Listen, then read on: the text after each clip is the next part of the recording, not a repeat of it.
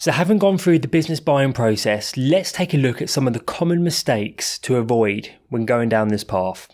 The first one, and the most common one, is going after the wrong businesses.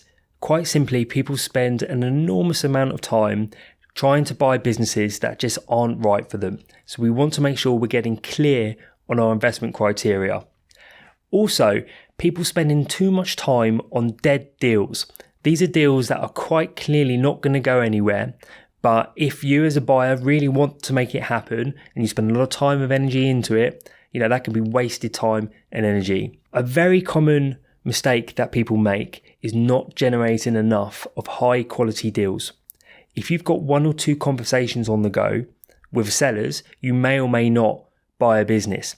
But if you've got 20 or 30 on the go, you are far more likely to buy the right business under the right terms.